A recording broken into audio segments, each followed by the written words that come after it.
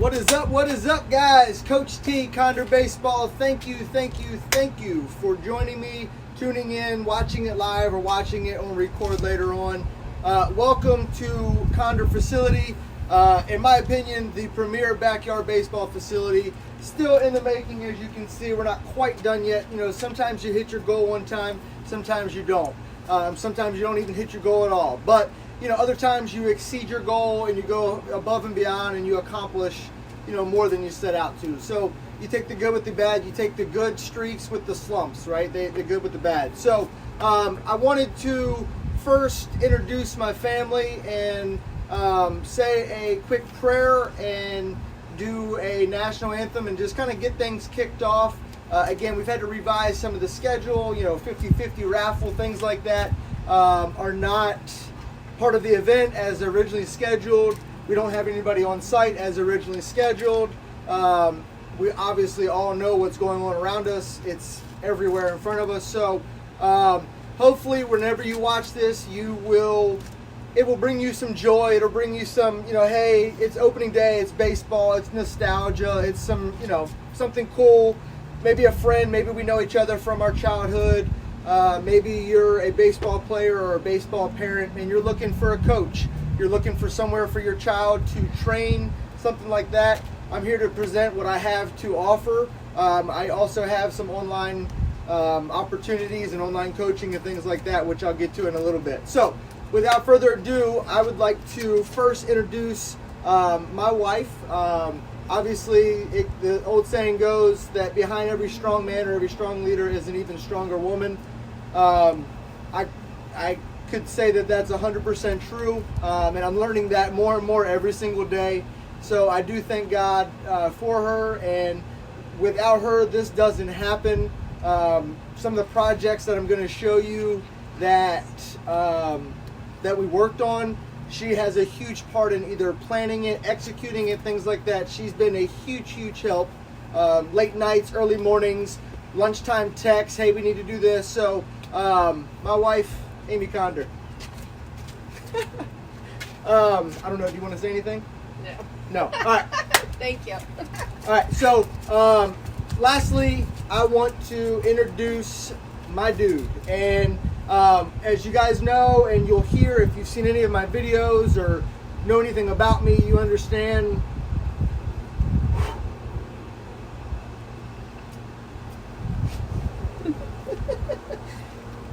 Whew. You understand what he means to me and baseball and being his dad. I've got a baseball and then his and my likeness tattooed on my arm. I was about 11, 12 years old when I became the man of the house, and I'll get to that in a minute. But from that moment on, I had a dream that I wanted to be a dad to a young boy and raise a young boy. And so I've had 8 wonderful years, learning years, ups and downs and growth and change and milestones and just you name it, missed opportunities. Thankful I was there for opportunities. So he's also been a big help. A lot of this crush, he absolutely crushed it, pun intended. Listen, he was out there putting in the work with me. He's helped a ton. He helped stack pallets, restack pallets, move pallets. Meanwhile, he's trying to go through school. Meanwhile, he's out here putting in baseball work. Meanwhile, he's trying to be a kid and have fun too. So he's balancing a lot, but he stepped up to the plate in a big way. So my dude, Micah. All right, so I just want to say a quick prayer. So I would not be here. This would not be possible. I give all honor and glory to my Lord and Savior, Jesus Christ. And so I just want to say a quick prayer, and then we'll kind of get things kicked off. If you bow your head with me. Heavenly Father, we just come to you in your Son, Jesus' name. We just thank you for this opportunity to be together tonight via video, and just thank you for this technology. What a wonderful time to be alive. I'm so incredibly thankful to be alive in this moment. With all the chaos, with all the turmoil, I am so grateful to be alive in this moment, Father. And I just thank you for this opportunity to share my message, share my love and my passion for the game of baseball and mentoring young teenager and even preteen young boys into manhood, and using my trials and tribulations to help inspire them. Father, I just ask that you're with all the people watching now or in the future, and just, I pray the blood of Jesus over the entire nation, over the entire globe, that no pain, sickness, or disease can come against our body, and that in Jesus' name the devil must flee right now, and this pandemic must end. And Father, I just thank you that you're with us, and that we can get back to life, that we can learn the lessons that we need to learn, and then get back to life as we know it, but even better, and actually take this time to be grounded. Father, I just pray that you put it on the viewers' hearts, whatever they need to change and work on, they do that. But let's get back to baseball, Father. Just thank you for all the blessings and all the trials and tribulations, and you get all the honor and glory. In Jesus' name we pray, amen. Amen. All right, so thank you guys. You guys are good. I've got no cards. Keep me on track, because baseball combined with ADHD, and I could be. So I am going to start. So here's kind of a rundown, and then we'll kind of just kick things off and see where it goes. So we've got a national anthem. I'm going to come back and kind of give a small little talk about memories. I posted a live video about that, memories and how to make them last longer, make them more vivid, and why you would want to do that. We got a little groundbreaking ceremony. That's kind of the situation I got going on behind me. We've got a field dedication, another kind of small speech, and then we'll take a little tour of the facility and some of the projects and kind of what we have to offer for students or small groups, and then also kind of what our YouTube channel studio looks like, and kind of behind the scenes. So if you're not a client, if you're never a client of mine, or a student of mine or anything like that in the future, at least you know what kind of facility that we provide, and you can always recommend it to someone else that's looking for good quality baseball education with good quality mentorship at a fair price at a great facility. So this is what we're starting out with, and the book I read says that if you're a good steward over a little, that you'll be given a lot. And so, we believe that in the near future we're going to have an indoor facility to operate out of, and we are in the process of making an indoor facility here at the house as well. So we'll have lots of different options, and like I said, online opportunities. But at the end of that, we'll do a closing remarks, Q&A, kind of hang out. I'll restart a new live video, and that way I can flip the screen and kind of restart from scratch for those that want to hang out. But for right now, we're going to do a national anthem. So if you guys don't mind, I don't take a knee, and I always stand. My family can attest. When I hear the national anthem on TV, we always stand in our house. And so I just ask that you stand, take your hat off, and put your hand over your heart. And we've got a flag over here. We have a flag. We're not going to show it yet because it's part of our project that we're going to, actually, you know what? Let's go ahead and do it. So we're going to show the flag, play the national anthem. If you don't mind, just stand and put your right hand over your heart, please.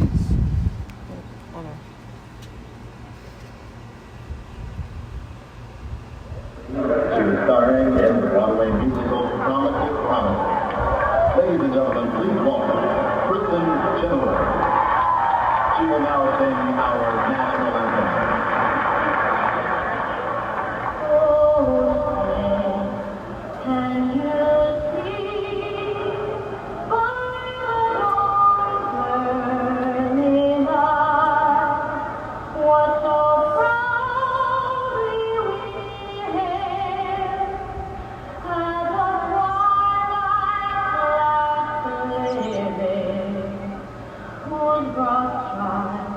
And bright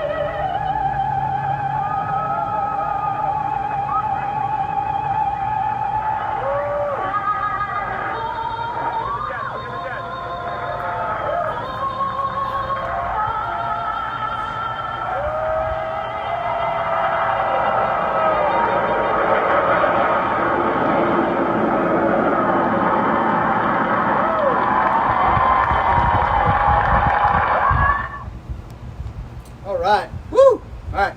Good off, bud. So the significance of that national anthem, I forget her name. I think her name is Kim. But she sang the national anthem at the 2010 Yankee Stadium opening day, which Amy and I were at. As soon as the Yankees won the World Series in 2009, I told her, I said, we've got to go because I'll probably never see Derek Jeter, who was my favorite player growing up. This may be his last World Series ring. Obviously, fast forward, it was his last ring, and I said I wanted to be there to see him get his World Series ring, get his 5th one. And so the day that they went on sale, Amy and I we both had 2 computers, our phones refreshing on StubHub or whatever, Ticketmaster. I had a coworker doing the same thing, and we ended up we were in right on the time, and we ended up in the upper deck, upper right field. And you know what? Some people would have said that sucked, but you know what? I loved that seat, and I love that because I have pictures looking down on this big giant flag, and that flyover that you heard, I was closer to that because I was in the upper decks, right? So that's why I wanted to play that one, because I was there for that flyover. I had chills. Another cool story about the national anthem. So I grew up a Yankees fan. Many of you know that, but I grew up right outside of Baltimore in Orioles country. And so my aunt and uncle used to take me to Camden Yards. Thank you very, very, very much. Take my uncle and I, and then me a few times by myself, to Yankees-Orioles games at Camden Yards. Well, there, if you've never been to a game there, and the national anthem, when I shouted "Oh," they all do that, right? Because of O's. And so forever, I used to always do that, whether I heard the national anthem at a Little League game that I was at or attending. I always shouted "Oh" and was looked at like, why are you doing this? Until I found out that not everyone does that only happens at Camden Yards. I didn't know. I guess that's a good first world problem to have, that I've been to enough Major League games to have made that conclusion. So that was a funny story and funny memory. So I want to talk about memories, kind of just a small little talk. And this is one of the things that I provide in addition to baseball coaching and fitness coaching, is mindset. And what I'm going to be teaching young students, whether it be teams that I coach, whether it be camps, clinics, or one-on-one or online, whatever the case may be, what you're going to see. And so this is just a small glimpse into that leadership and kind of the thought process, and a little bit more into what I'm about and some of the things that I talk about in my sessions. So I did a live video hinting at memories and what they're used for and how to create them and how to make them better and more vivid. And how you want to do that is get more senses involved, right? So the more that we can take in with what we see, the more that we can take in with what we hear, smell, taste, touch, right? All of our senses, the more senses we can get involved into a memory, the more vivid that memory becomes, right? It goes from the 720 to maybe 1080 to maybe 4K and beyond, right? So again, the possibilities are endless, because as experts say, we only use 10%, maybe 12% of our brain capacity. I know it kind of varies depending on who you ask, but regardless, it's nowhere near what the full capacity is. And so whatever your mind can believe and conceive, you can achieve. And the ones that laugh that off are the ones that probably don't end up achieving very much. So take advice from those that have fruit on the tree. But anyway, so memory. So you want to get more details and more things involved in that memory. And why? Why would you want to worry about creating memories? Why would you want to, take the time to slow down? That right there. You want to take the time to slow down, to smell the roses, look at the scenery, notice nature, notice things around you, and understand, because later on down the line, you may need that as an anchor point, as a place where things are out of your control, things are uncomfortable, life is getting hard, you're in a slump, you're in sales and you're getting no after no after no after no after no, and your marriage is falling apart, and your kids are calling you from jail, and just life is just throwing you all kinds of just bad stuff, and you need an anchor point, something that you can get back to, that if you're having a sales slump, you need to go back to remember and go back to when you were 12 and dominant in Little League, Now, you don't need to go back and like watch your press clippings and like become a big deal. No, it's to go back and build confidence in, hey, I was successful at this previously in my life because I did X amount of work and I had X amount of thought process and I had X amount of ability. And so the total package, I felt pretty confident in that subject, in that sport, in that whatever the case may be, in that job. So it's an anchor point to be able to go back to somewhere successful, somewhere where you can rebuild confidence. It's going back to the basics. It's going back to the root. So memories. So I'm going to talk about a couple of baseball memories tied in, kind of paint a picture for you. I've got one. So and it's a culmination of them, but for those of you that don't know, just briefly, I grew up getting a first-hand experience of a professional baseball player. I got to watch it develop and unfold from about the age of 14, maybe 12. When I was about 5 to 6, is when I really understood what baseball was and absolutely fell in love. And from that point, from 5 to 6 years old, for the last 30 years, I've had a front row seat and a first-hand experience with a professional baseball player. So this is, that's a different video, a different talk, but that's my story. And so baseball was what we did. Being at the baseball field during the spring and the summer, 6-7 nights a week, eating hot dogs every single night. Just lots of time. If you're playing the game, it's the free one after the game. But lots of times chasing my uncle, being a bat boy on his teams, my practices, my games, things like that. So baseball is just what we did, and that was my family's. That was our activity. So needless to say, the fact that it's a beautiful day here in south side of Richmond, it was about mid-60s, not a cloud in the sky. I watched the sun come up, and I'm going to watch it go down over my field. Not a cloud in the sky all day, mid-60s, slight breeze blowing out here at Conder Field, baby. Got us a little bandbox. She just rolls. So, memories. Sorry, I get off on tangents sometimes. But I remember going down to UNC Charlotte, going from Frederick, Maryland, where I was living, born and raised there, down to UNC Charlotte, where my uncle was playing college baseball. And in the spring, we would go down there what felt like every week, every other weekend, or every 3 weekends. We were down there quite a bit. And so we'd leave after school, or sometimes leave a little early. And it was like a 7.5 hour drive through the mountains. No cell phone.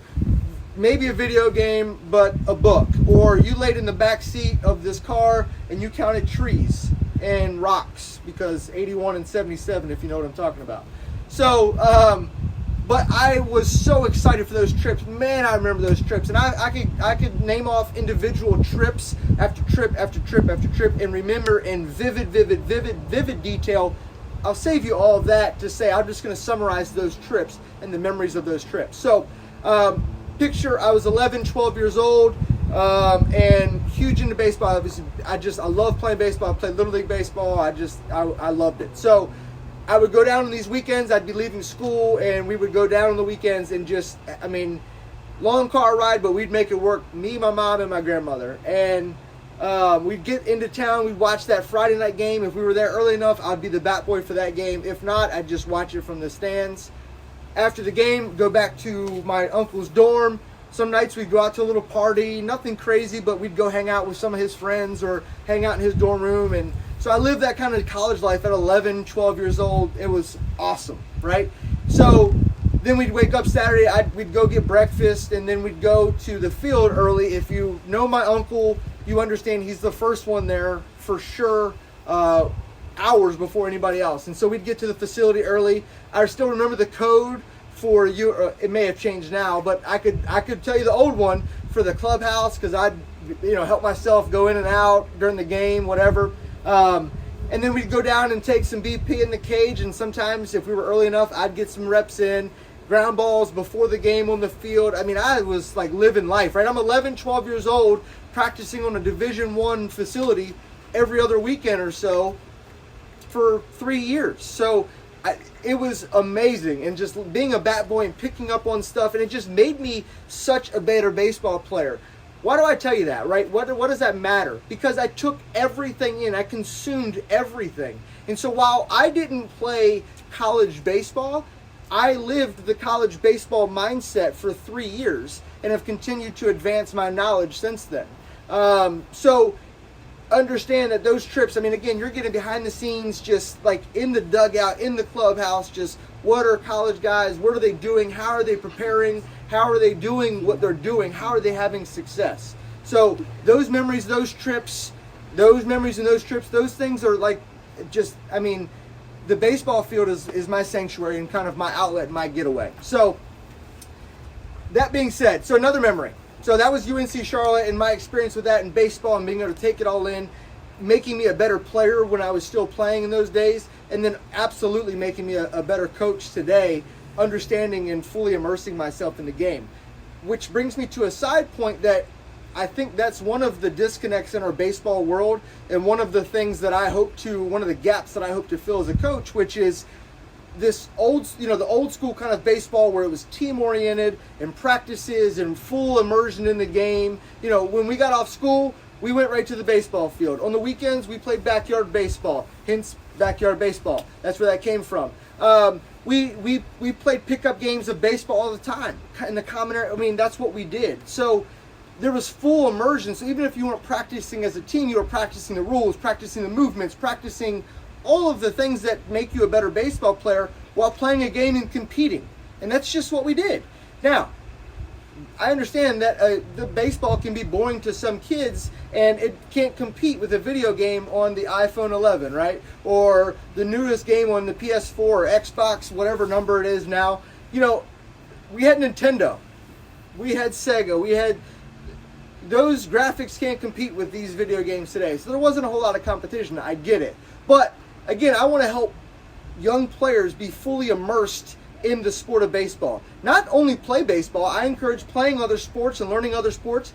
My uncle did, Russell Wilson did, I mean, Patrick Mahomes did, right? All these great athletes grew up playing a lot of sports. John Elway, you know, old school football guy, he was a draft pick in Major League Baseball. A lot of guys played multiple sports growing up, so I encourage lots of sports. What I'm saying is when it's baseball season and maybe slightly before and slightly after, if that's what you're really hungry about, is fully immersing yourself in baseball, preparing from maybe slightly before the season and ending slightly after. And then put your focus and attention to whatever else it is that you're into, right? So it's not that baseball has to consume your life, but understand you have a window of opportunity that's closing every single day, right? So my window is obviously closed, although I do still have 4 years of college eligibility left. You know, we'll see what I can do. I'm just saying, but the truth is everybody has. So if you're a senior, obviously not a senior this year, I can't imagine, guys. My heart goes out to you and your parents and what you're going through with senior year, school, missing out on senior year of baseball. Yeah, again, I'm heartbroken and I do feel for you guys, and I'm right there with you. I'm in the same boat. This is just weird. So I'm hoping to do my part to kind of fill that void and just pick up where maybe the rest of the baseball world is not. So, kind of, talking about that and kind of the different memories and again, being able to take all of that stuff in to be able to come back to those places and what you can learn from that and what you may pull from that. And so understanding that, hey, I've got a opportunity where I'm seeing somebody, maybe I'm at a camp. I remember going to camps as a kid. Maybe I'm at a camp and this guy played college baseball. This guy played professional baseball. Everything that guy said I listened to and consumed and could tell you what camps I went to and who spoke sometimes and and other kids and buddies that I went to camps with. So understand that I was there and yes, it cost a lot of money and my mom didn't have a ton, but as far as I'm concerned, she got her money's worth because I consumed every piece of information while I was there. I wasn't kicking dirt. I was never the kid in the group that the coach is like, because I've done many camps now and there's always lots of kids like, hey, I'm talking here, and you got to send them and make them run. I was never that kid. I'm always the one running because I'm running. I'm like, you jerk. Pay attention. Like, why are you here if you don't want to learn and pay attention? So, anyway, I will move on. So, I've got two more memories. Harry Grove Stadium. I remember when my uncle was drafted by the Orioles. He ended up playing for our hometown team. how could you write that script any better? How cool. I got to watch an entire season. He played one entire season, parts of other seasons in our hometown single A team in Frederick, Maryland. And but one whole season there, and I got to watch it early, late, clubhouse, like you name it. I was there, and I was like 14, 15. Oh man, it was awesome. Or maybe 13. And it was the greatest. But there was one time in particular that I was there like stupid early. And when he was there, I was there before the workers in the stadium. There was no one but me, him, and the clubby, and maybe a couple of executives up front, maybe. I mean, like 1 o'clock in the morning, or 1 o'clock in the afternoon for a 7 o'clock game. Field. So I spent time visualizing that and creating the memories and internalizing it. And when everyone else was watching these people play for, I was there every night. I didn't miss very many games. I played right next door at another field. I played Babe Ruth League. I'd get done my games. I'd rush over and catch the last 2 or 3 games or innings of his game. Or I'd come from the field across town or whatever. I didn't miss very many games. So I was there cheering, and I could tell you countless memories while I was there. But while I was there watching and entertained and excited, I was also learning. I was watching what the coach was doing. I was watching, and I'm like 12, 13, 14, whatever I was, but I'm watching everything. My favorite seat in the house, still to this day, if I'm at a stadium, I've had tickets down front row, like behind home plate, hundreds of times. And I don't say that as a boastful thing. I say that as I'm incredibly thankful for the opportunity that I've had. But I've seen hundreds of minor league baseball games from right behind home plate. But my favorite place in the entire stadium is upper right field side, just beyond first base. Heritage Grove Stadium, you guys know where I'm talking about, up by the clubhouse, looking down on the field this way. I go to Wake Forest baseball games, first base side, looking down on the field this way. I just love that view. I love that angle. And so that's where I was sitting. I was sitting right there on the first base side, and I watched myself in this hot summer day. I thought about it. I felt it. I played second base at the time. I watched myself field balls. I watched myself make plays. I watched myself get hits. I watched myself score runs. I watched us win, the whole thing. I can't remember what my individual stats were that day because it doesn't matter. I do know that I got a jacket upstairs from a championship that we won that year. That I do know. So, that was a memory of Heritage Grove Stadium. Last memory, backyard baseball, which ties into our first kind of production, which is backyard baseball. It's drills, backyard baseball drills is stuff that you can do in your backyard, stuff that you can do in the side yard, stuff you can do in your living room, a bedroom, wherever you want to do these drills. And that's a lot. There's some drills out there on YouTube, Conder Baseball Academy. Check them out. I'm going to be making some new videos, obviously with the turf area that we've got coming in, which you'll see in the tour in just a minute.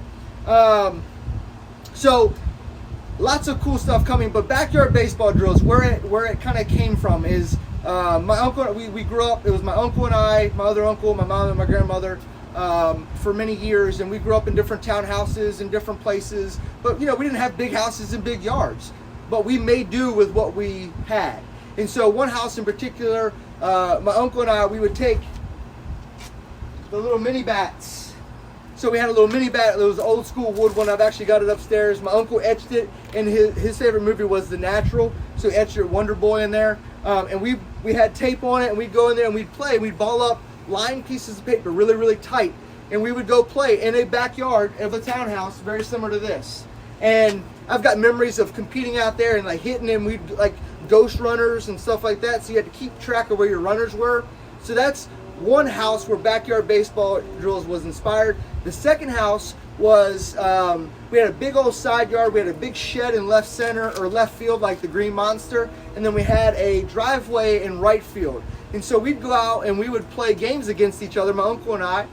And he would pick a team, I'd pick a team. We'd look up the lineup, we'd pick a starting pitcher, and we would go compete with wiffle ball or we would have something that we would play backyard baseball right there in that side yard. We'd set it up, and like he'd pick the Yankees or I'd pick the Yankees, but like David Justice, right? If David Justice came up, I had to hit left-handed.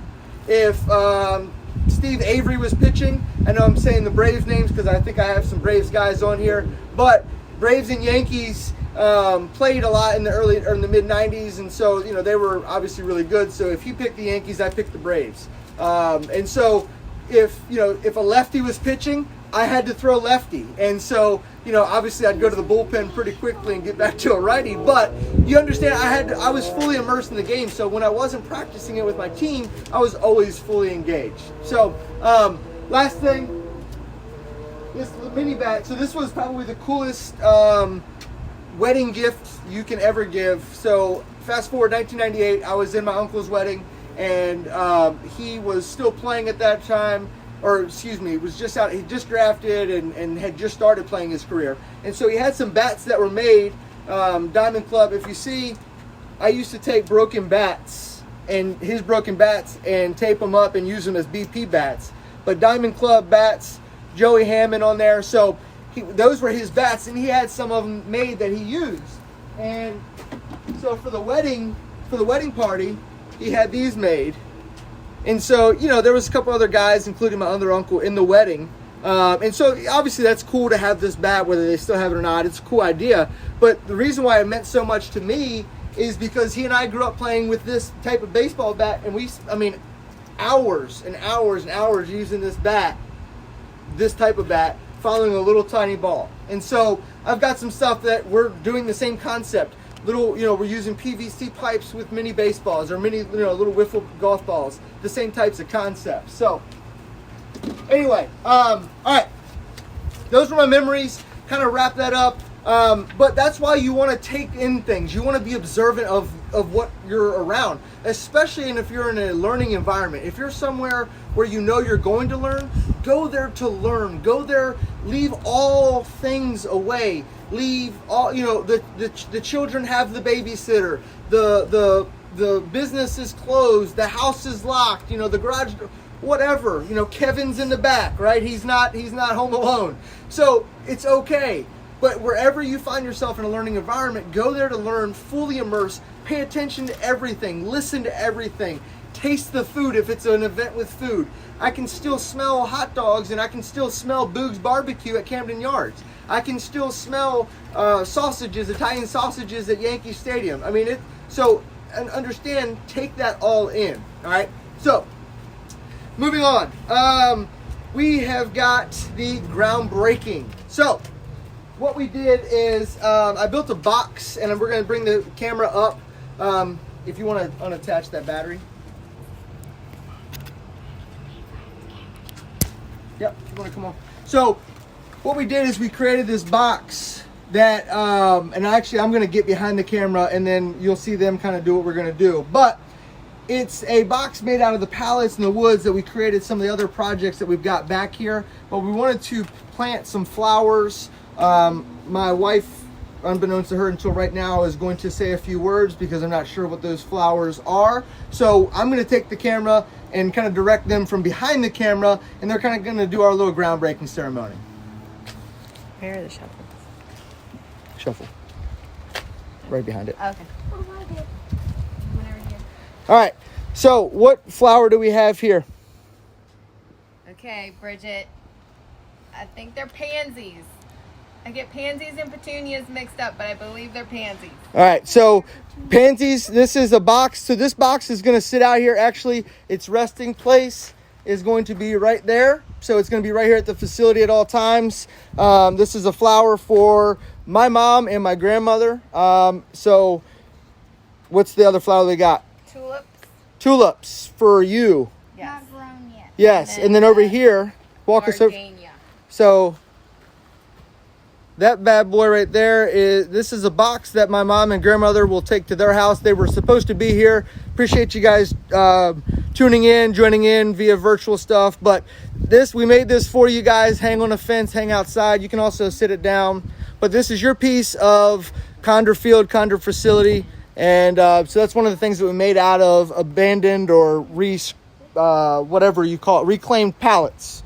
So we've got also these shovels. So we got the gold shovels that we made, right? And so those are going to sit. We're going to have two. One of them sit in this box. Just so you can go ahead and put it in there. You want to do it at the same time? Yep. So you can put all Or three. right there. And just go ahead and put them in. There we go. So that's going to, obviously the box is going to sit here with one of them for my wife. So I wanted to have the flowers because, yes, baseball is known for more being a man's thing, but understand that the men are not able to perform at baseball without the women in our lives getting us there and supporting us, whether it be our moms, our grandmothers, our wives, our girlfriends. So I wanted to, yes, it's a baseball facility. We're going to be training guys, and I want to mentor young boys, but understand I'm an only child raised by 2 women, and I'm married to a wonderful woman. And so I wanted to honor them and have a piece of them here. What that should tell you as a potential consumer or potential client is I value family. I value those are my morals without saying, hey, my morals are this. So I wanted to have something here, and like I said, that box will sit here, and hopefully we can keep it alive. We're not really plant people, but we're gonna do our best. And if it dies, we'll replace it and put a new one in it, because that's gonna live here and go with us wherever we go. And that box is gonna be there for them to take whenever we can get out of jail and go see them again. So this is the cool part. So I'm going to take you to the back. We're going to get to the field dedication. Yeah, we're going to do a field dedication reveal and kind of show you the plaque. So let's go back and let's go do that.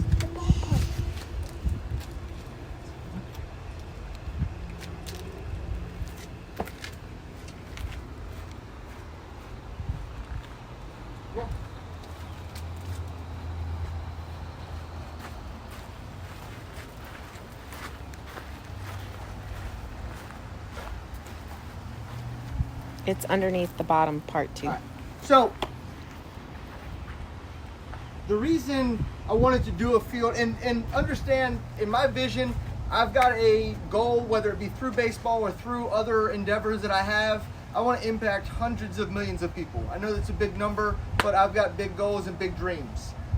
So understand that that's my goal, but at the same time, we're starting in a backyard. But I've got a vision for travel teams and a big complex and a big organization, and so field dedications and things like that are important, because I want to let people know why this is here. And the truth of the matter is that without this person, my uncle doesn't have the professional baseball career that he has.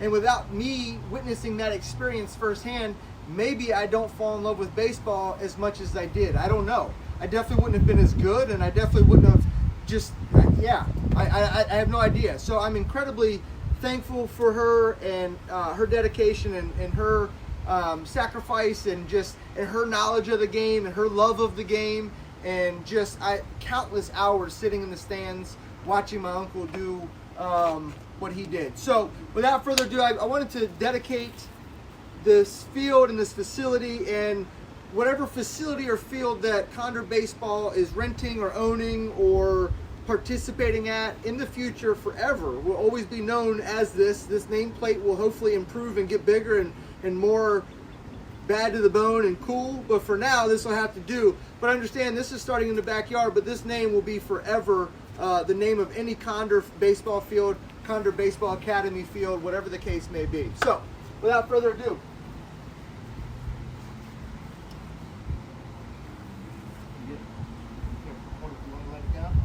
come to the side. Just let it drop. All right. So we've got family field. We looked around and thought about it, and it was a long time, kind of wasn't really sure, but we came across family field at Margaret E. Hammond Ballpark. And if you notice, the PH, my grandmother's name is Peggy Hammond. So the PH is emphasized in family. So whenever we hashtag baseball videos or facility stuff, it's gonna be hashtag family. That's what my clients are gonna be known as, family with the PH. So there's gonna be a lot of stuff involved with the family field. But family field at Margaret E. Hammond Ballpark. And like I said, any facility that we are a part of will always bear that name, because without her and her dedication, baseball may or may not have been as big of a part of my life as it's ultimately become. And so she, a lot of times people get dedicated fields to them or roads dedicated to them, things like that, after they die. And not that she's dying, God willing, for another 100 years, right? but I wanted to let her know how important and how valuable and how much I appreciate everything that she did, just specifically around the game of baseball. This isn't anything else. That I was raised with her, so she did a lot more than your typical grandmother. But this is just a baseball. You know what? Thank you for helping my baseball career. Just thank you. And so she's a huge part of that, and so I just wanted to honor her while she is alive, and so she knows how much she's appreciated, because I don't care what anybody else thinks of how much she's appreciated. I want her to know that she's appreciated, and the sacrifice to be able to allow my baseball career, my uncle's baseball career, and be able to allow me to be a part of that. And my mom is certainly 100% included in that breath as well. Do not get it twisted.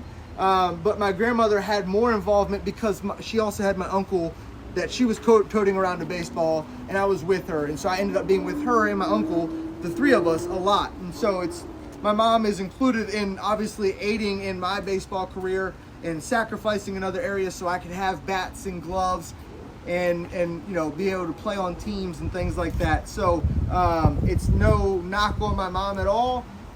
But again, my grandmother, it was the three of us on these baseball fields and at these fields, hot days, double headers, you name it, man. Funkstown, we remember that one, Mama. So anyway, Family Field at Margaret E. Hammond Ballpark. And then if you notice down here, we've retired the number 11 for my uncle. You guys may or may not know, but when he went to UNC Charlotte, his number was 11, and that became a big, important number to him. He and his wife, Rebecca, even owned a cat named him Levin. So 11 has just been something that's been big to my uncle, and his number and his kind of that's been his number. And so we retired the number 11 here at the facility. Just to honor him. Once again, lots of times we retire numbers after people die and after people, whatever the case may be, X amount of years after, blah, blah, blah. But I wouldn't be having a baseball facility. I wouldn't be here as a baseball coach without my uncle and without my grandmother. And so I wanted to honor them both in their individual ways. And so again, we went ahead and retired the number 11, and just to honor him, let him know that I appreciate him and appreciate everything that he did for my baseball career up to this point, everything he still does, even mentoring me today as he runs a super successful travel baseball organization and assistant coach. I mean, he's in the game continued now as well. And so I just try to soak up as much information. I'm the 11, 12-year-old boy watching him at UNC Charlotte still to this day. I watch him coach on ESPN, and I promise you, every single time just about when I see him on TV, Uncle Joey! Right? And so Micah does it too. I mean, it doesn't matter who I'm watching the game with, where I'm at. I could be at B-Dubs watching it on my phone. Uncle Joey! So I'm still the 11-year-old, 12-year-old kid watching my hero from afar now, chase his dreams and obviously chase mine as well, using the game of baseball. So Family Field, Margaret E. Hammond Ballpark, and retired number 11. So now we are going to do a tour of the facility. So as you can see, I will actually take the camera now and walk you through this. So we're not quite done with the retaining wall. Again, you don't always hit the mark with your goals, but we've got a little bit left to do. But as you can see, this is going to be a 400 square foot area that is going to be turfed, and I will show you the turf in just a minute. But so you can see we can do different angles and field different ground balls, different drills in throughout here. We're going to have this batting situation set up right here. We've got our tee. Obviously, we'll have the turf down. We're going to be getting a different net. We've got some different training drills and buckets, some different opportunities that I'm putting together, some training bundles that I am putting together and building for folks that we'll have to offer that we're doing. And then over here, where we got the turf was a salvaged, a VCU indoor facility, baseball, basketball, student rec center that they're tearing down. That's where our turf came from. Shout out to Chris at JC Siding and Construction for the connection and helping haul and cut it and scrape it. It was a bear to do, and he didn't benefit from that at all. So really appreciate you, man. Thank you. And actually was able to salvage this piece out. So we'll mount that on. Once we get the turf, we'll know the height, and we'll mount that on, and we'll be able to field ground balls right there and do a lot of different stuff. So there's that. We're going to move on over to our, obviously you can see the little junk pile we got going on.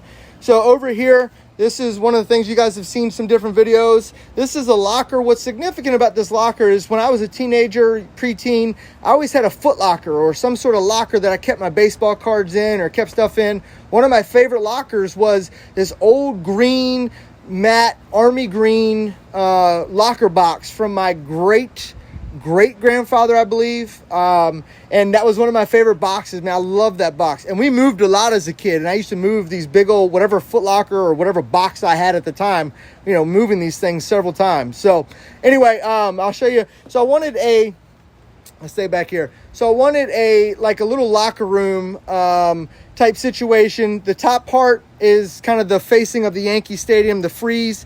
That is all my wife. And so just kind of cut together, pieced together with wood. Obviously, it's got its imperfections, which is what I love about this thing. The entire project we all worked on and accomplished. But that's what the top part is Yankee Stadium frieze. Obviously, we've got the flag, and then we've got the logo there on the top. I'm going to show you the storage in just a minute, right? Actually, I'll show you now. This is going to ultimately be a cushion one day, but I wanted a spot where players, when they're waiting for their session, you know, could put their bags down and put their cleats, or not their cleats on, but put their turfs on. So it's kind of a locker / bullpen seat with the elevated seat, so it's a little bit higher. So that's why we have the pallets down there. And so actually we've got something that's going to reside up there. I'm going to glue it down. You can just put it up there on the box. That's fine. So it is a Jaguar E-Type. So that's I'm gonna take it out of the package, and I want to clean this off a little bit, but I'm gonna take that out of the package, and that's gonna sit there because that is my grandmother's dream car. And so until I can afford to buy her actual dream car, that's gonna sit there as a reminder every day that's one of my goals. So that will be there. I'll send you an update of that. And then also, time kind of got away. We don't have the hinges on here, but you got storage. So we got some catching gear. We got some nets. Again, thank you to VCU and that facility and the connection with JC Siding and Construction. So some cool stuff there. Lots of other cool stuff coming as far as facility. Obviously, we've got the turf coming. You can see where that is. That'll be done early next week. And we've got some other different training tools and training things and training aids that we're working on and developing. So stay tuned for a lot of that stuff. Last thing, this is a kind of coffee table, video table, if you will, where we can kind of sit the camera on there and get that backwards angle. So part of my package that I offer my students is video analysis, video review, things like that. And so being able to capture those angles, that's what that table is going to be used for. Also potentially used for drinks and things like that. So that is the facility. There's some cool stuff coming. Again, working on an indoor facility. We're believing for that. And just the right opportunity will present itself. So if you know somebody that knows somebody, let somebody know. But looking for some indoor opportunities, looking for some different stuff. Starting next week, let me make sure I'm still on schedule. How I'm doing on time. Perfect. Look at that. So this is kind of just an intro. And some of you may know if you've been following my page for any length of time. But my name is Travis Conder, and I am looking to improve the game of baseball. I'm looking to grow the game of baseball. I'm looking to mentor and help coach young men into manhood through the game of baseball, providing leadership and mentorship as part of an overall package for coaching this child, not just baseball, because the reality is that 99.9% of the students and players that come through my facility or anyone else's facility, they're not going to make it to the big leagues, and they're going to go on to be a professional at something else in their life. And so I want to use the game of baseball to be able to teach life. And so we have a baseball drill through the Backyard Baseball program, or kind of series. We have drills that we're going to be developing and working on and showing and performing here at the facility. And so we've got that. We've got mindset that we're going to be coaching around, leadership, baseball IQ. So talking about the mental aspect of the game, knowing, being 3 plays ahead. And so there's going to be quizzes and online stuff and all kinds of cool stuff coming with that. Hopefully some partnerships maybe down the line with different apps and different feedback stuff. We're going to have some data analytical stuff on site where we'll be able to kind of look at bat path and exit velo and things like that. So, the players that I'm looking to coach the 8, 9, 10-year-olds up to the 18-year-old, with my sweet spot really being the 11 to 18-year-old. But I've opened up my coaching to the 8, 9, 10-year-olds because I do assist my son's team as a 9U travel team, and so obviously my services are opened up to them as well. And so if I did that, I figured I'd open up to other 9-year-olds as well. So, but really the sweet spot's that 11 to 18-year-old range, and really again teaching them baseball, teaching them life, and then also throwing in fitness. If you don't know, I'm a certified personal trainer, have been so for the last 3.5 years.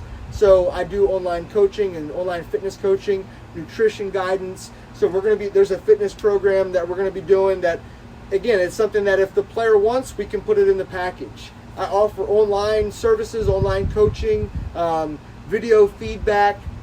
We also offer a shoe cleaning service, a spike cleaning service, because if you show up to game day and you look good and you put in the work so you feel good, 9 times out of 10 you're going to play good. But if not, you still look good. So I remember it was important, super important. My grandmother ensured that my uncle and I never, ever, ever had dirty baseball pants. And I don't know how she got some of that stuff out, red clay, I don't know how she got it out, but she did. She is an absolute magician. And I'm sure most of you ladies out there that do laundry are magicians also, but she was a wizard. But we cleaned our shoes. We took pride in cleaning our shoes, wiping them down, and so I still do that as a coach. I clean my shoes before every game and try to clean my son's cleats before every game, but they just get out of hand. But I provide that. I provide that as an extra benefit because, if these kids have big league aspirations, let's treat them like a big leaguer. The more that they can experience, the more they can see themselves doing it, the more they want to work to accomplish it, the more likely they are to achieve it.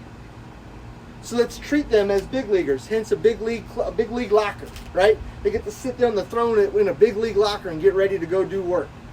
We're going to have some music, their walk-up song, whatever music they want playing during their session, we'll have it. We'll have video feedback. We're going to have, again, the swing analytics. We're going to work on footwork and fielding baseballs, and we're going to hit the fitness piece. There's off-season protocol for more fitness, in-season protocol for more agility, all kinds of stuff and programming coming to you as a student/client of mine. And so, that's just part of it. But again, even the shoe cleaning, right? That's just something, drop it off this day, I'll have it ready for the next game, right? Just kind of give you a good little clean. And that's just one of the things that we offer. So, also offer some online or some email feedback as well, some text feedback, some video review. We also offer, I just drew a blank. A private Facebook group for any of my students, any of my clients, whether they be online clients or in-person clients. There's a private Facebook group where there's going to be content and talk amongst these guys. So again, if maybe someone else is picking up on what I'm teaching a little bit more than say this player, maybe they can connect and talk because he can convey it in a different way than me. Different voices. We know as parents, sometimes a coach's voice carries a different weight than yours. Sometimes a different voice carries a different weight. So allow me to be that weight. Allow me to be that bad cop to your good cop, or the good cop to your bad cop, or whatever the case may be, to be able to instill in that player, discipline and courage and faith and responsibility to take full responsibility for their baseball career, but also their life in general, and teaching them at a young age. And I know from not taking responsibility for a long, long time. So if I can connect back to that 11, 12, 13-year-old Travis and say, hey, you should probably do some things a little bit different than what I did. Here's some tips and some suggestions. What do you but then you can do it. You can go from there and choose your own path. And connecting through the game of baseball, building trust through that, and then moving into getting more about the heart and really the why we are what we are and why we do what we do, and which is to impact the next generation or to impact people. So lots of different cool things. Again, video review, midweek check-ins, especially when games get going back on. You can send me videos from the game. We can talk about the game. Hey, man, I was 0 for 4 today. Here's what. So, again, that's all included in this private one-on-one. I mean, big leaguers, Alex Rodriguez had a mindset coach. He was already a world champion. He was already a 2-time MVP. He was already 600 home runs. He was already that he had that coach in his last year with the New York Yankees. He's making $27 million. He, at one point, was the best baseball player in the game, and at one point was the highest baseball player in the game. Now, his last season, which may explain why he had the mindset coach, because he wasn't necessarily earning the $27 million. But understand that if this mindset coach essentially was telling him how awesome he was and helping build up his confidence and help reminding him, hey, you're Alex Rodriguez. Well, that's what I do. Hey, you're Micah. Hey, you're Trevor. Hey, you're Dustin. And just remind them of who they are. And then get back to work as a coach, right? So there's different ways. But anyway, if Alex Rodriguez needs a mindset coach and a personal coach and a personal trainer and a hitting coach and all that stuff, don't you think 8, 9, 10, 11, 15, 18-year-olds need the same thing? And if you could get a personal all-in-one baseball mindset and fitness coach for a backyard type of price, because, I'm not here for your money. I'm here because I love the game of baseball and I want to grow the game of baseball. And if I help a lot of people, I'll make a lot of money. But I'm not looking to get rich off of one person. I want $2 from every single person here, and I'll be happy, right? I mean, it's not about the money. I do this for free. I would continue to do it for free. It's one of those things that I just want to give as much information about the game that I love away as I possibly can, and then give more detailed and specific information to those that want that at a fair, honest price. But in addition, there is lots of free resources. Like I said, I've got maybe 15 or 16 videos on YouTube already. More to come. There's going to be live trainings next week. We're going to have Monday, Wednesday, and Friday starting at 11 o'clock. Monday will be an inspiration kind of mindset. Wednesday will be a baseball drill. And then Friday will be a fitness drill. So more to come about that over the weekend. But Monday, Wednesday, Friday, that's going to be free. So they'll be live right here, Conder Baseball, and we'll kind of sit down and go through that. We'll have whiteboard sessions. So I've got a whiteboard coming to be able to draw diagrams and baseball IQ during those Monday inspiration or motivation or baseball IQ. We'll change that up. We'll call it Mindset Monday. So lots of cool stuff coming digital. Again, I don't have a whole lot of information out there about my online coaching services, only the in-person. But if you're interested in online coaching and you want your player, but you live in Nebraska or you live in Maryland or you live wherever, but you like what you see and you think that I can connect with your child, I offer a free 30-minute consultation. Direct message me. Go to my website, conderbaseball.com, and you can register there for a free call. And let's catch up on the phone. Let's find out if it's a good fit.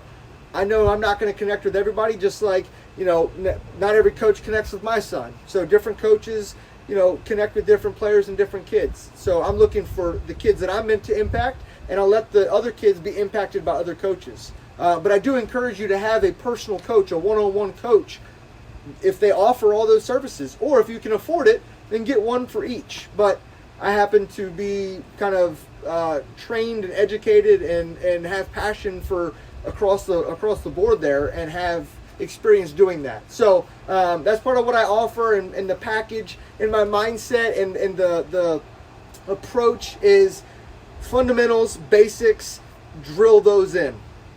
Nothing flashy. The better you are at the basics and the fundamentals, the better shot you have of making the flashy play. If you practice the flashy play, you probably would fail to make the routine one. So basics, fundamentals, ABCs, 1, 2, 3s, the core of what we learn and what we need as adults, we learned in our first 12 years of school, or the first really 5 years of school. It was the foundation of what we needed. And so it's the basics, it's the fundamentals. You can't do multiplication or division or long division or angles or any of that stuff if you don't know addition and subtraction. So what I teach my players and anybody that plays for me, I teach them basics, fundamentals, and become experts at the basics and the fundamentals, and let the rest take care of itself. But if you make every single routine play and you do it at a high enough level and consistent enough, there'll be an opportunity at that next level for you, whatever that next level may be. So just a little bit about my experience really quick, and then I'll wrap up and we'll be done. I have coached for the last 9 years. I've coached the ages from, well, my son, 3, 4, 5 years old, up to 17 years old, 17, 18 years old. And a travel team that I coached, an elite travel team that I coached, 13 to 17-year-olds majority, and then also volunteering within Little League and things like that.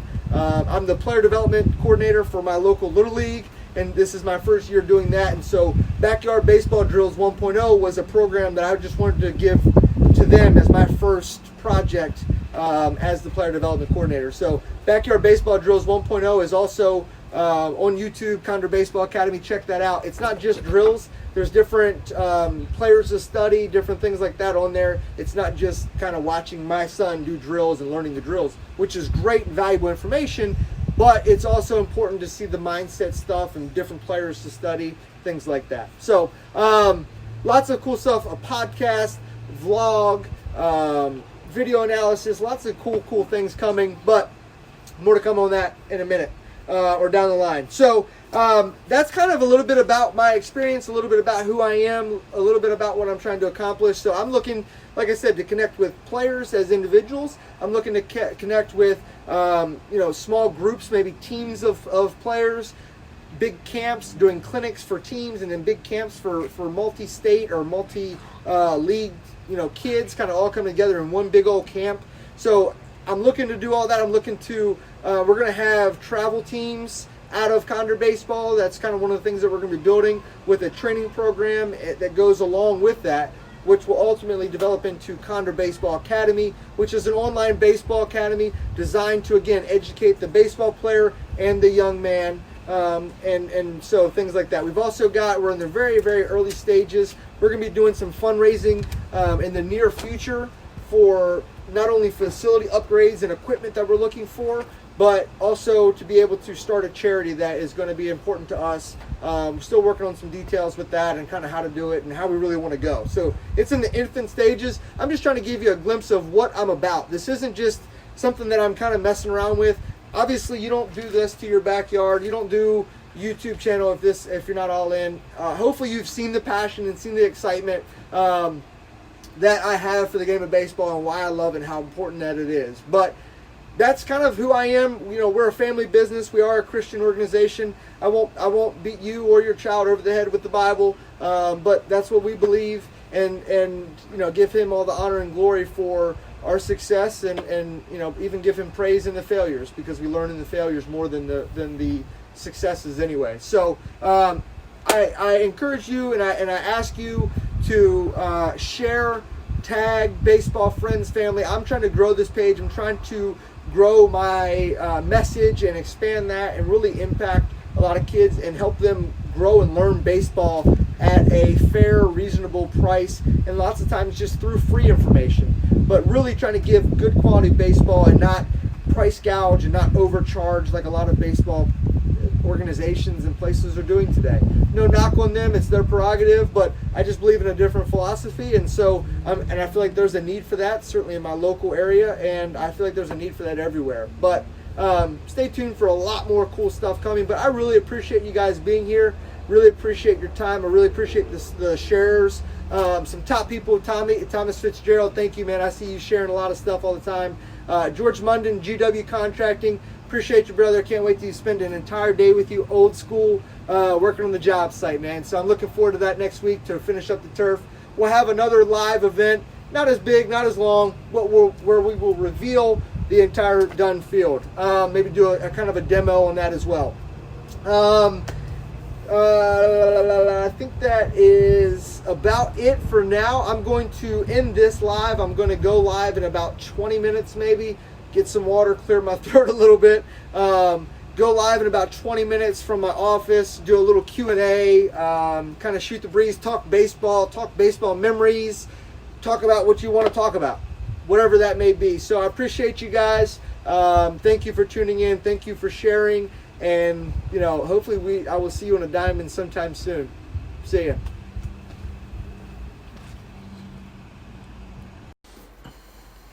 What's up, guys? Coach T. I'm back for a live Q&A. So I'm just going to kind of hang out. I'm going to show a little bit behind the scenes of my office, podcast studio, and then I'll even show you the view from up here of my facility. Family Field at Margaret E. Hammond Ballpark. Super, super excited.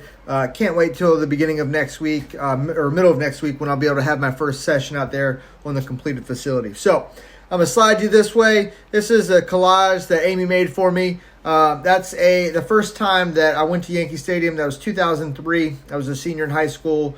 And for our anniversary trip that year, we had been dating. That was our 3rd year anniversary, I think, or anyway, you get the point. Second. But that was a collage that she made. That was our trip to New York. So she had planned it all out. First time ever to Yankee Stadium. That was the old Yankee Stadium, obviously, in 2003. West Virginia Mountaineers flag hanging up.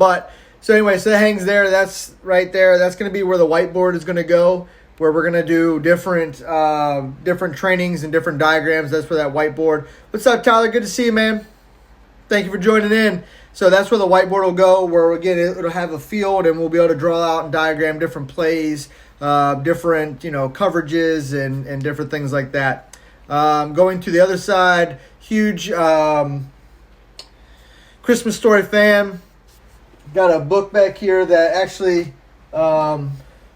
travel team that I coached gave me this. One of the parents gave me this book of memories from that season, and so it was really, really cool to capture that and to have that. And that was a fun season, being their head coach and coaching with my uncle and his organization. So I really appreciate that. So I have that there.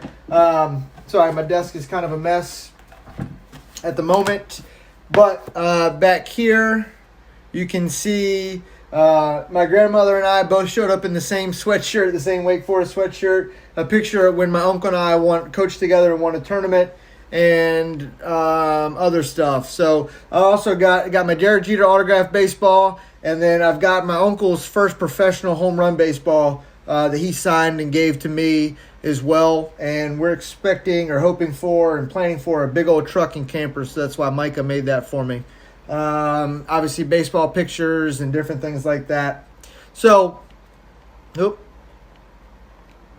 wrong way. Sorry, still figuring out how to work this gimbal.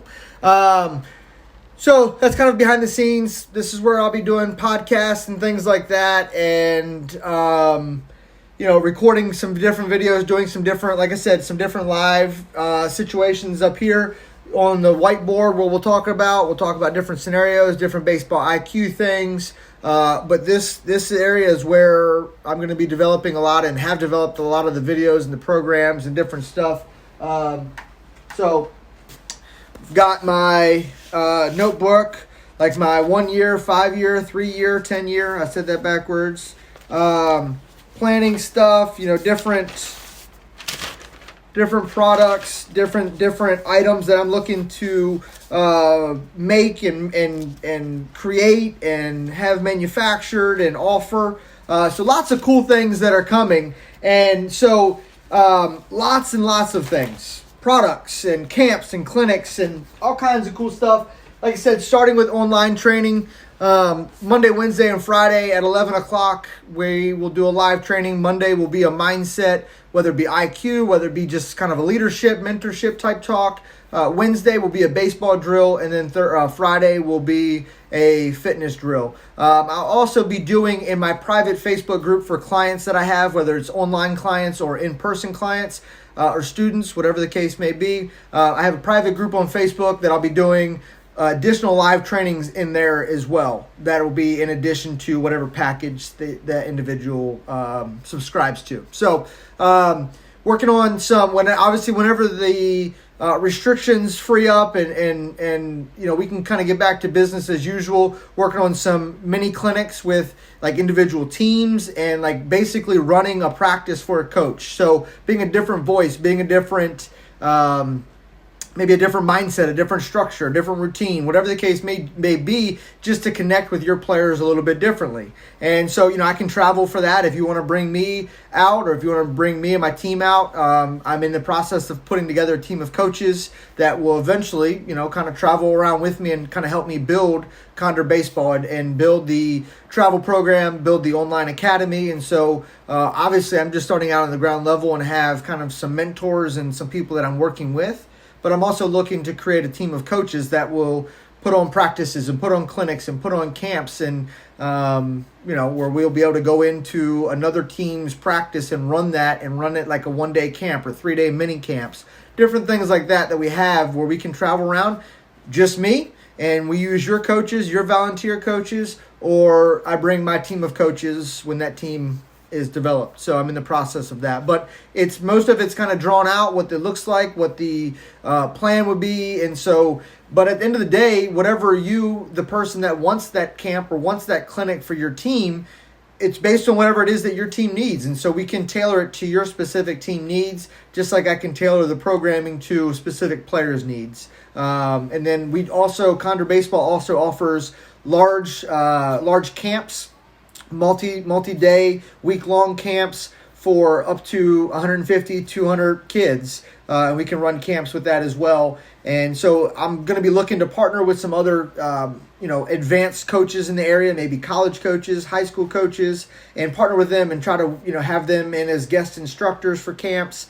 Because same thing, if another coach wants to bring me in because his players are maybe tired of hearing his voice, same thing. If my players and people that are a part of my organization and are hearing kind of the same message, sometimes it's good to get a different voice, get a different perspective, maybe a different spin on things. And so, I want to get people that have played at the big league level to be on my podcast. I want to get people that have, coached at the college or the high school or the little league level for 40, 50 years, or the high school, the coach that's won several championships at different levels, or high school state titles, or different. Nope, it was a tickle. It's not corona. I promise. But it's, I want to get those people involved and speak to them and hear from them and have them educate my audience and the people that are tuning in to me. So we're going to have a weekly podcast, considering or looking at or planning on possibly having a partner, I guess, a dual host podcast, or certainly have several episodes with a host. Maybe just do most of them by myself and then have a co-host. That's the word I was looking for, a co-host. Have a co-host for those podcasts and just talk about different ideas and kind of bounce some things off of each other. And all things baseball, whether it be mindset, whether it be IQ, like the dotting your T's, dotting your I's and crossing your T's sort of thing, and talking X's and O's, or talking about what it's like to be a baseball parent, or what it's like to be a baseball coach, and why are you a baseball coach, and all kinds of different, how has the game changed in the last X amount of years that you've been involved with the game. And so getting those people on the podcast and on video and being able to interview them and bring those drills and that information to the people that are following along with me. But because at the end of the day, I'm not the end-all be-all. I don't claim to know everything. I study the game of baseball as if I've never been to a game, and I've probably forgotten more baseball games than most people have been to, just because of my upbringing and my story. And again, it doesn't say that I'm a big deal. It just says I've seen a ton of baseball in my life. And so I'm still a student of the game today, and I watch games and I go to games. Fortunately, I was able to catch a college game before the season got shut down, and I was there and I was entertained and I was watching. And my son had a buddy there, and I took a buddy of mine went. The four of us went, and so we were talking and engaged and having conversation. But I'm also learning and figuring out strategy and game plan and why is he doing this, and watching them hit infield and take infield before the game, and why do they do that and how do they do that, and And then any chance I get, talking with my mentor, talking with my uncle, talking with different people to be able to grow my knowledge of the game of baseball. Because yes, there's a lot of fundamental truths and basics and things that are tried and true and will never be out of style because it works. But the game is also changing, and so we're going to be changing along with that. And again, offering some analytics. I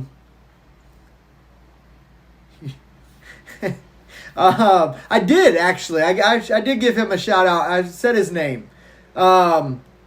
For the game.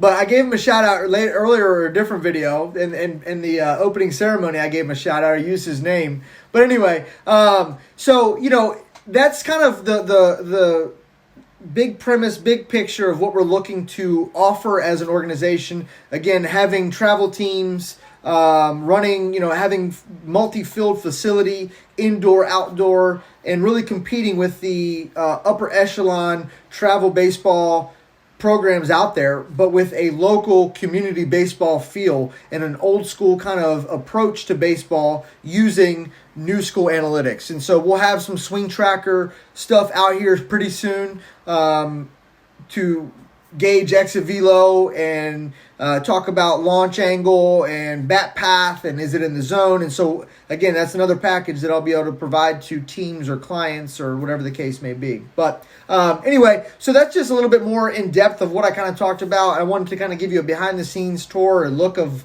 my office and kind of where the magic happens, so to speak, and kind of where I've been for the last couple of months really trying to put this whole thing together. And it's not anywhere near where I wanted it to be as far as completion, but it's getting there more and more every single day. Once the field gets done, I'll be able to focus my attention back up here in the office and be able to get some more content. Obviously, I'll have the field to be able to produce more content. And then when things open back up and we have practices and games, there'll be even more content. So Monday, Wednesday, and Friday, training sessions, 11 o'clock. They'll be live. They'll be free. Facebook private group for clients with additional live trainings. Conder Baseball Academy on YouTube has some videos there to watch drills and things like that, and more drills. We have Backyard Baseball Drills 2.0 in the production stage, and so that's coming. I'm looking for a video editor, video guy, videographer, video editor, IT marketing, looking for all kinds of stuff. So anyway, one other thing I wanted to mention and kind of briefly touch on before kind of wrapping up, and again, if you guys have questions or kind of hang out, we can talk some baseball, but just something that I didn't mention as part of the opening ceremony because I wanted that to be about the opening ceremony and the field and dedicating that and all the hard work that my family has put into this product so far. And, obviously still have a little bit of ways to go. But also wanted to put out there, mention, I'm looking for sponsors and partners and supporters that, I've got. Obviously, I'm trying to grow a YouTube channel, grow a presence, and so looking for sponsorships, local sponsorships or whatever, to hang banners on my fence so they'll be in the background of videos, looking to supply and create a workout facility, a better workout facility. I didn't show you the video of that earlier, but we do have weights and we do have exercise equipment and things that we're going to be using, but we're looking to upgrade that and get a little bit more advanced equipment, and so we're looking to raise some money for that to be able to get some better equipment. And so whether it be donations, barter, at the end of the day, this is a community. This is a baseball community. If I've got something that you can use and you've got something that I can use and it doesn't require a dollar bill and taxes and government and things like that, I like to go, hey, I'm a shoesmith, you're a farmer, cool, I'll take some of your milk and some of your beef from your cows, great, and I'll make some horseshoes and I'll make some stuff, right? I mean, so that's what I want to kind of build and create is a community where we all network and help each other. And whether, this person offers this and this person offers that, and being able to connect and communicate with others and use each other's services, support small business, support community, because at the end of the day, we are what helps each other when we are in need. It's not necessarily the big conglomerates of the world that really care. And so building that community and kind of, again, offering my service as part of that barter community type system. Or, hey, man, I saw on Facebook Marketplace where so-and-so was offering, weight set for $100. Man, thought of you, right? Stuff like that. And so You have not because you asked not. And so I just put it out there. We're looking for some weightlifting equipment. If you hear of anything or know of anything, let me know. We're looking for a little mini dorm-sized refrigerator to have out back for clients and students to have out there. And so they don't necessarily have to go in the house if they don't want to. They can just come out back and get their hitting in, and we can get our work done. And we got waters and Gatorade and stuff right out there. So some minor tweaks and some minor upgrades that we're looking to acquire to set us apart from other facilities and be able to provide the same level of experience at a smaller facility. But it doesn't change. It can be a first class facility and still be small. Because again, if you're a good steward of a little, God willing, you'll be given a lot to be a good steward of that. And to whom much is given, much is required. And so I'm gonna make do with what I got. And so, but I can still go into the details because if you go to my website, conderbaseball.com, the very first one of one of the very first things you're gonna see is the details matter, and that's what it is. That's what's gonna set you apart, and that's also what sets excellent and Hall of Fame baseball players apart from other major league players, or the best kid on the team versus the mediocre or the maybe the 12th kid on the team, right? The 12th kid on the roster. Whether he squeaked in on the team or he leads the team, the difference is in the details. Now, at a younger age, it's kind of skewed because if the kid's a little bit bigger, they can get away with things, and if they're just big and strong, they can look a lot more powerful. But typically, baseball starts to weed those kids that are simply big out. As the game gets harder and pitches are faster and curveballs start, the kid that didn't work at baseball and he's not really a baseball player, is just big, he's probably not going to have a whole lot of success if he's not working on baseball, if he's not focusing on the details. And so the details are what separates the good players from the great players. And so that's what I try to get down into, is the details and breaking down the details, but in a fun, interesting, engaging, limiting way. Bite-sized pieces. How do you eat an elephant? One bite at a time. And so again, you're taking a 9-year-old and you're trying to break down the swing, and the details are what matters. But as a coach, what matters to him is fun, and not necessarily the details. I promise it's not Rona.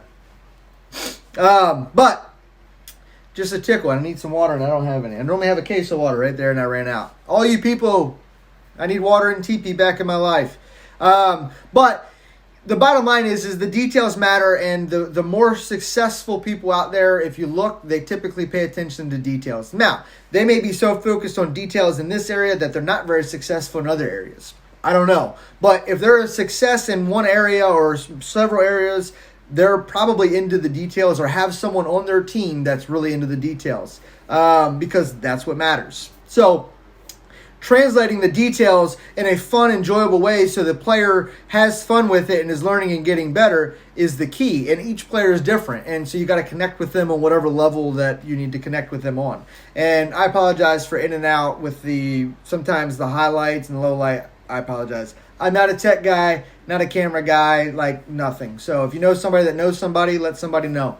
But so the bottom line is the details matter, translating that to the kid, connecting with what the kid wants and needs on a small scale. And then obviously we take that same concept, that same approach, and blow it up to a team environment where we run that team, or we run that practice, we run that mini camp, or we run that, off-season conditioning, or we run that, weekend-long pitching clinic, or we run that fielding, whatever the case may be. Wherever Conder baseball services are needed, that's what we're going to provide at that same level of coaching and teaching at whatever scale we're trying to apply it at.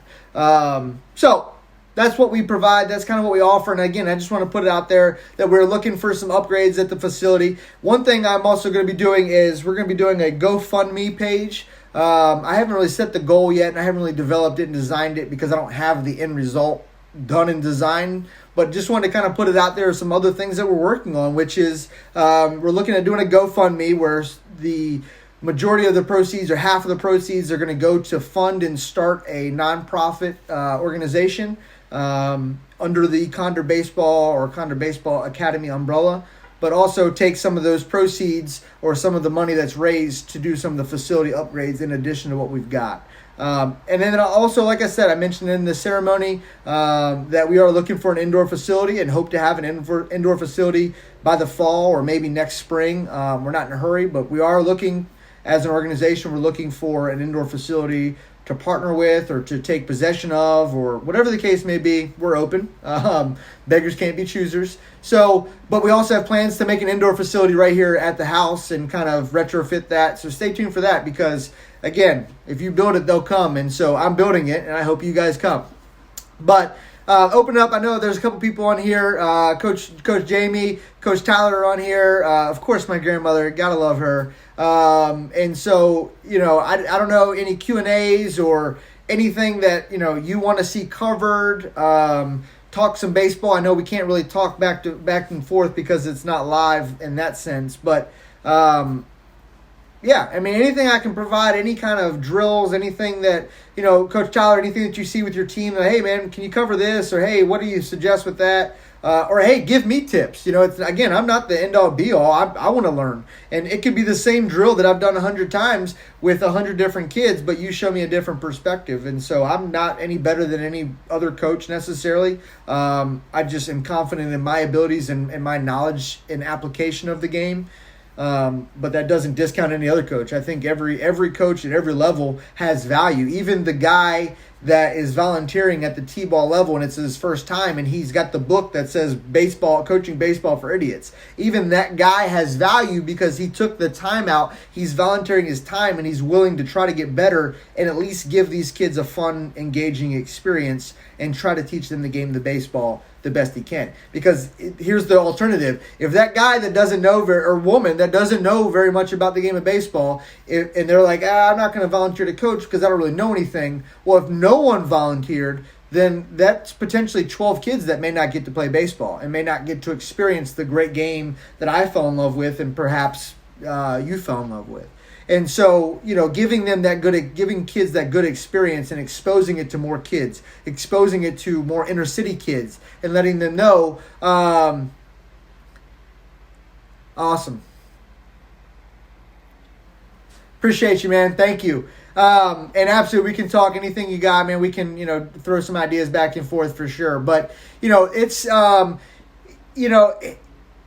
proving to kids that are born and raised in the inner city and they say, baseball is a rich man's suburbia game. And it's like, that may be true, that may be dominated by the people that have money and have more opportunities and things like that. But at the end of the day, the cream still rises, or the cream of the crop still rises to the top, right? Like the cream still rises to the top. Sorry, I had to think about that just for a second. But understand that if you're good, and especially in today, man, listen, if you have a basic cell phone, it could be an iPhone 7 for all I care. But if you have a basic cell phone, you set it up and you take enough videos and you post it and the right person shares it and the right person tags it and the right college coach finds it, there's an opportunity and a scholarship out there for you potentially if you're good enough. So it doesn't matter where you're born and raised, doesn't matter what you look like, doesn't matter. I mean, there's been every race, religion, creed basically in the major leagues that at some point. And so understand that excuse of what you look like or where you're from is out the door because, again, there's been inner city kids and there's been country bumpkin, farmland for hours. And as far as I can see that have made it to the big leagues. And so your excuse of, I don't have the time or I don't have this or I don't have that, especially now with this quarantine, a lot more baseball companies, a lot more coaches are going to live stuff and going to virtual stuff and backyard stuff, at-home stuff. Conder Baseball had backyard baseball drills before any of this came down, right? Look at the timestamp. We were ahead of the game. But because, again, you just need to dream. And that's why Conder Baseball's mantra, and I didn't mention it, I didn't lead with it, but Conder Baseball's mantra is when your dream is big enough, the facts don't count. And when your dream comes true, it may not look the way that you thought it was going to look. My dream of being a professional baseball player looks different today than I thought it was. But I'm still a professional baseball coach. This is what I do for a living. This is my passion. This is my calling. And, man, this is driving me crazy, this in and out, highlight, low light. I'll figure it out, I promise. But so my dream of being a Major League Baseball player didn't come true, but being a professional baseball guy is coming true. And so when your dream is big enough, the facts don't count. And so understand that you need to put the fear, the doubt, all those things aside and go chase your dreams. And so what if you don't achieve them? So what if you don't come up? You definitely won't if you don't try. Who cares if you miss the shot? Who cares if you strike out? You definitely won't hit a home run if you don't swing, right? You may or may not get walked, and you may or may not come around to score. But if you take a swing, you at least have a shot to get a hit and to maybe even drive yourself in. So,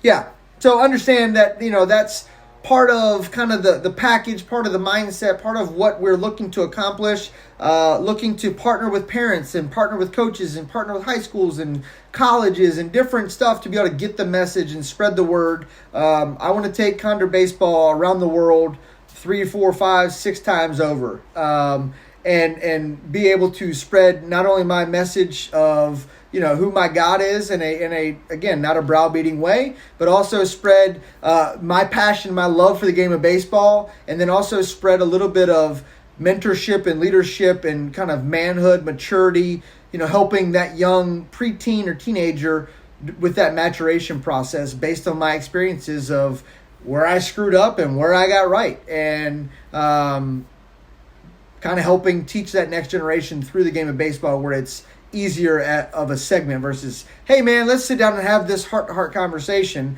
that's probably uncomfortable, especially if a young teenage boy doesn't have a man in his life that says, hey, I care enough about you to say what's going on. He's probably not going to say, hey, this is what's going on. So you got to build that trust through the game of baseball, and you've got to understand and build that trust and know that I care about you as an individual, not necessarily just a baseball player. And then that person, that child, or that young teenager will start to open up, and you can really start to impact them way beyond the game of baseball. And so, baseball has molded me and shaped me and helped me grow and change and mature. And I am so incredibly thankful for the unique. I've been to a World Series. I've been to an ALCS game. I've been to an opening day to see a ring ceremony.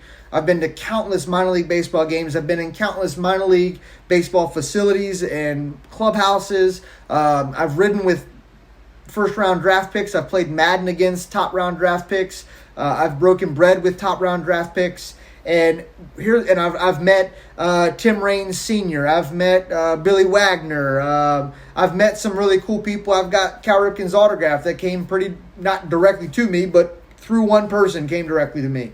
And so I don't say that to say, oh, Travis is a big deal. I say that to say that, I've been around the game of baseball. I've been exposed to a lot of professionals, a lot of high-level baseball players, and from a student perspective, took all that in.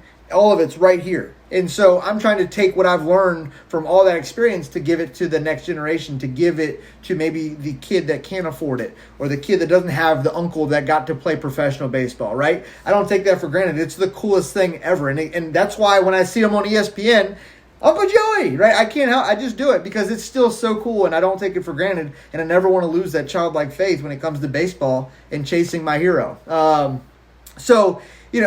I want to take that information and say, hey, I was blessed with this experience. Let me help you understand what that was like. Yes, you didn't get to live it firsthand, but I can tell you what it was like and help you learn that. And so again, teaching my in-person students and clients, giving them and treating them as a big leaguer, giving them the big league locker, giving them the big league experience with the shoe cleaning if they choose that package, treating them like a big leaguer, and so they can really start to take in and feel what it's like to be a big leaguer and have that memory and be able to create that vision. Because again, if you're not going to do something unless you can see yourself doing it, right? Golf is a big vision sport. Tiger Woods, the reason why he can shape his shots and do a lot of cool and fancy things with his golf ball is because he visualizes the flight, and then he manipulates his hands and manipulates what he's trying to do. No different than the baseball swing. If I'm trying to drive a ball over the second baseman's head to the right center field gap, it's the same swing, it's the same foundation, but I manipulate my hands in a way, or I manipulate my timing. But I need to visualize that ball and that flight path of that ball, that nice little arc, a nice little cut, nice little fade into the right center field gap for a double. Driving that baseball to right center field, line drive over the second baseman's head. Not only doing that, physically doing that rep after rep after rep, but visualizing where that ball is going. Seeing the flight path into the net and knowing that's at the second baseman. Oh, yeah. That's got that nice flight pattern right above the second baseman's head. And so visualizing that, visualizing success, visualizing coming up big in the big moment, visualizing routine ground balls, visualizing what it's like to have success. Mom, Dad, I encourage you to visualize success and visualize what you want your goal body to look like. You know, you want to lose weight. Here's what I want to look like. Understand, feel it, think about it, own it. I want to have this house, or I want to have this lifestyle, I want to have this business or this career or this promotion, or, you know, you hear different things like dress for the job that you want to have or things like that. That's why I dress like this, because I want to be a Nike sponsored coach. I want to be a Nike athlete. That was a childhood dream also. So I wear Nike all the time in comfortable workout gear. Why? Because I work for myself and I want to be a Nike athlete. Dress for the job you want. So, you know, prepare for those things and be ready, because we know that success happens when opportunity and preparedness meet, we get success. And so we can't control any part of that process other than being prepared. And we need to be prepared with the details, the reps, the basics, the fundamentals, the hard work, the grunt work, all of those things that go into it. And the kids that show up on game day and that typically have the most success are the most prepared. Doesn't always happen, but typically it's the most prepared team wins. So just a little bit more in depth again about kind of what I'm about, what we're looking to accomplish. My team and I am looking to expand my team, working with some different people, and really trying to provide a, you know, high quality, first class professional experience at a fair, reasonable cost, with a first class, small but first class has everything you need facility, and growing into bigger and better facilities and taking it from one-on-one coaching in my backyard. How cool would it be to say, you know, hey, you're one of my first clients in the backyard, and then, you know, 10, 15, 20 years from now, there's this big old facility with multiple fields and multiple facilities and whatever the case may be, and, you know, you're playing in the big leagues, maybe, who knows, right? 99.9%, I didn't say 100% wouldn't make it, but you're playing in the big leagues, like, hey, I was part of that organization when he was coaching out of his backyard. So that's pretty cool too, and I appreciate those that are here from the ground floor and that are supporting. And Coach Jamie, I really appreciate it. I know I've said it, but really appreciate all your help and putting my name out there and what we're about, and giving me grace and leeway within practices and things like that to implement some stuff, test some stuff out. And I know we've got some more cool ideas coming, but thank you. I want to put that out there in front of everybody. I appreciate that and all your help in getting me to this point, and then obviously going past that. So, yeah, I mean, again, I'm here as a resource. Baseball, I want to talk baseball. I want to connect with the community. And so whatever you guys want to talk about in the future, let me know. Other baseball people, hey, just do me a favor and share it. Hey, this guy's baseball stuff, he talks baseball. As the podcast gets going, there'll be some more content for people to consume, but it can't grow without people, and I don't have millions of dollars to go run a bunch of Facebook ads to grow it. And at the end of the day, I want to grow it word of mouth, one by one. I'd like to go 10 by 10, if you know what I'm saying, but I will grow one like and follow and share at a time, and I appreciate it because I can't do it without you guys. And again, I want to be able to provide whatever information and value you guys want. And if you aren't getting what you want, you're not going to continue to tune in. So let me know, DM me, send me whatever it is, contact me, let me know what you're looking for. Les, we'll just be ready for some baseball. Yes, I'm ready for some baseball too. So again, we can talk baseball, we can talk about favorite memories, different things in the near future. Stay tuned. Monday will be a Baseball IQ Mindset Monday live at 11 o'clock, 20 or 30 minutes or so, and we'll go through it. So appreciate you guys. Thank you. Like, share, subscribe, tag, show love, retype, reshare, resubscribe. Love you guys.